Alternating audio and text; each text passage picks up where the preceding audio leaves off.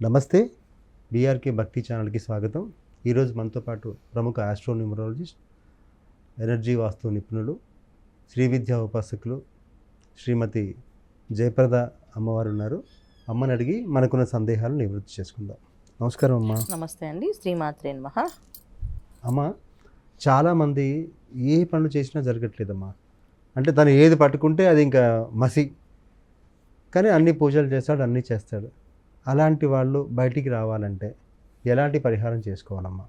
అన్ని పనులు చేస్తున్నారు, మసి అవుతున్నాయని అనుకుంటున్నారు, పూజలు చేస్తున్నారు. అవునమ్మా. ఇందులో రెండు చేసేస్తున్నారు వాళ్ళు. పరిహారం అంటే అసలు మనం అలాంటి బాధలు పడుతున్నాము అంటే దాని అర్థం ఏంటంటే గత జన్మలో చేసుకున్న ప్రారంభ కర్మలు ఏవైతే ఉన్నాయో వాటి నివృత్తి చేసుకోవడం ఈ జన్మలో చేస్తున్నాం.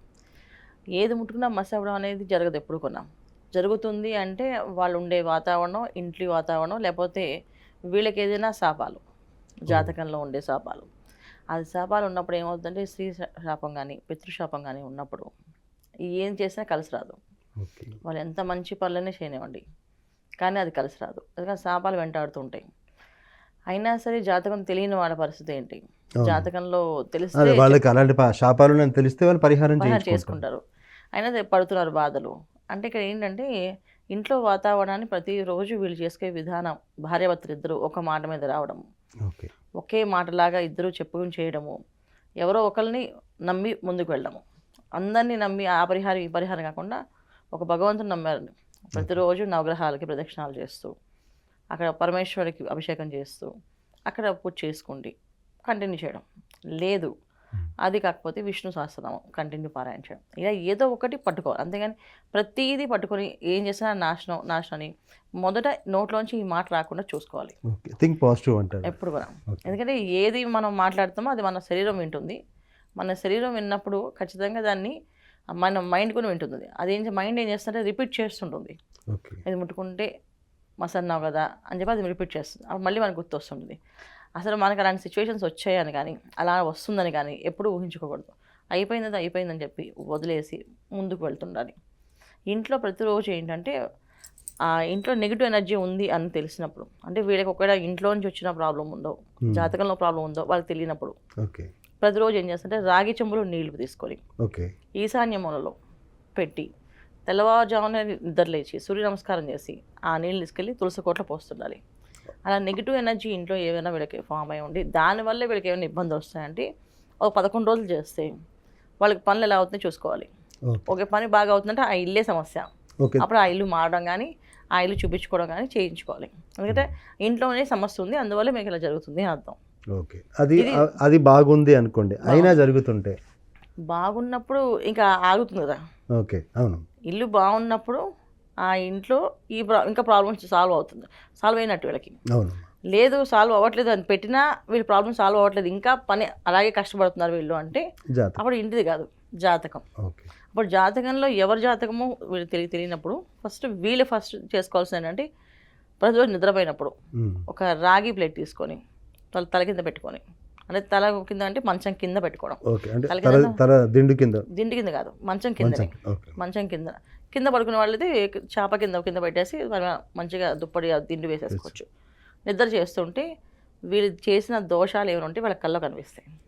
అంటే వీళ్ళు ఎందుకు ఈ కష్టపడుతున్నారు అనేది ఆ రాగి ప్లేట్ ఎప్పుడైతే పెడతాం ఆ ఎనర్జీ మైండ్ రీడ్ చేసి గత జన్మలో వీళ్ళు ఏమైనా చేసుకున్నారా, లేదా ఈ జన్మలో ఎవరినైనా వీళ్ళు బాధ పెట్టారో తెలియక కొన్ని జరుగుతుంది. చాలా వరకు ఏంటంటే మనుషులు మామూలుగా మనం బాధ పెడతాం అనుకోరు, నవ్వుతూ మాట్లాడుతుంటారు. అవతల వాళ్ళు చాలా బాధపడవచ్చు, వాళ్ళ మనసు చాలా బాధపడి వీళ్ళకి ఇలాంటి శిక్ష రాలేదు అందుకే వీళ్ళు మాట్లాడుతున్నారా అని అనుకోవచ్చు. ఆ టైంలో తదాస్తు దేవతలు తిరుగుతున్నప్పుడు, తదాస్తు అంటే ఆ శిక్ష వీళ్ళు ఖచ్చితంగా వస్తుంది. అందరికీ వస్తుంది కాదు, అలా ప్రతిసారి మాట్లాడితే జరుగుతాయి కాదు. కొంత టైం అనేది నడుస్తున్నప్పుడు వెంటాడుతుంటుందా ఆ టైంలో జరిగే అవకాశం ఉంటుంది. సో వీళ్ళు ఏం చేస్తుంటే రాగి ప్లేట్ని పెట్టుకుని పడుకుంటే 11 రోజులు నిద్ర చేస్తే ఖచ్చితంగా 11 రోజుల వీళ్ళకి తెలుస్తుంది ఎవరి వల్ల దోషం అని. లేదా నిద్రే పట్టదు అసలు. అంటే అక్కడ ఆ ప్లేసు, అక్కడ ఉండే వాతావరణం వీళ్ళకి చాలా ఇబ్బంది పెడుతుందని అర్థం. అందువల్ల వీళ్ళకి కష్టపడుతున్నారు. అది కూడా తెలియలేదు. భార్యాభర్తలు ఇద్దరు కొన్న 11 రోజులు రావి చెట్టు చుట్టూ ప్రదక్షిణాలు చేయడం. సో రావి చెట్టు చుట్టూ ప్రదక్షిణాలు చేసి మాకు సమస్య ఏది ఉన్నా మాకెందుకు ఈ కష్టం వస్తుందో అది నాకు ఏదో ఒక రూపంలో మీరు నాకు చెప్పండి. అప్పుడు ఏమవుతుందంటే వీళ్ళకి అదృష్టం బాగుండి జాతకంలో గురువు అనుగ్రహం ఉంటే ఏదో ఒక సాధు రూపంలో కానీ, మనిషి రూపంలో కానీ, లేకపోతే బ్రాహ్మణు రూపంలో కానీ, చిన్నపిల్లల రూపంలో కానీ వివరంగా చెప్తారు వచ్చి. అంటే ఇది మీరు ఇలా చేశారు అందుకే జరుగుతుంది అని చెప్పి ఒక మాట అంటారు, అది ఖచ్చితంగా వస్తుంది. లేదా వీళ్ళకి స్వప్నంలో వివరంగా వస్తుంది. అంటే అసలు వీళ్ళు చేసిన పాపం ఏంటి అన్న విషయం వాళ్ళకి తెలుస్తుంది. వాళ్ళు అప్పుడు తగ్గట్టు పరిహారం చేసుకోవాలి. ఇవన్నీ కాకుండా పోతాయి.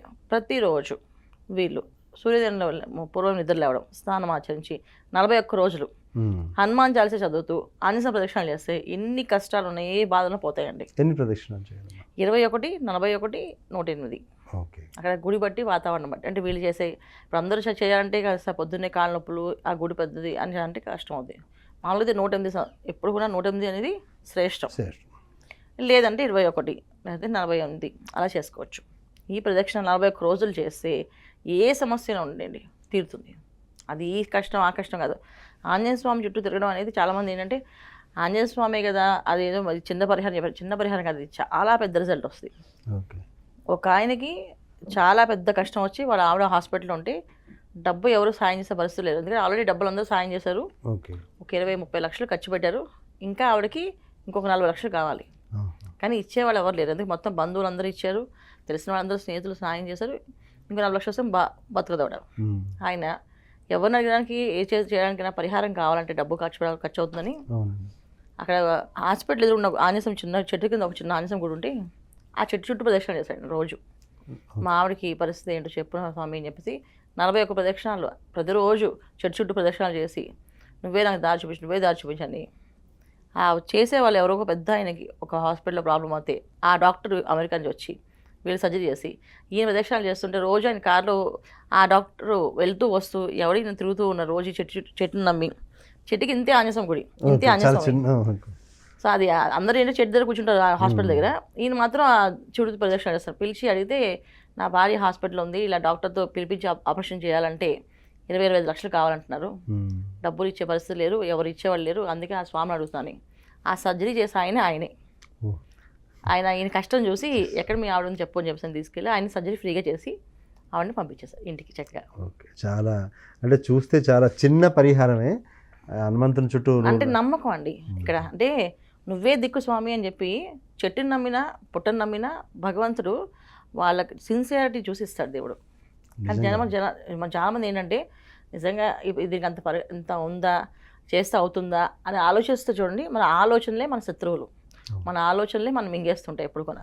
సో చెడు ఆలోచించకుండా నమ్మకంతో భక్తితో చేశాడు ఆయన. భగవంతుడు ఆ డాక్టరే వచ్చి అడిగి సరే పదా నీ ఆవిడ ఎక్కడ చూపించని చెప్పి తీసుకెళ్ళి నేను చేస్తే సర్జరీ అని చెప్పి ఆయన రూపాయి తీసుకోకుండా సర్జరీ పంపించారు. మరి ఆ చెట్టు కింద ఆంజనేయస్వామి చేయించారా లేదా భగవంతుడు చేయించారా, అదృష్టం చేయించిందా? ఆవిడికి బతకాలని రాస్తుంది. అన్నీ జరిగాయి. సో అలా అన్నీ జరిగినప్పుడు ఇవి జరుగుతాయి. ఏదైనా సరే నమ్మకం అనేది చాలా ముఖ్యం.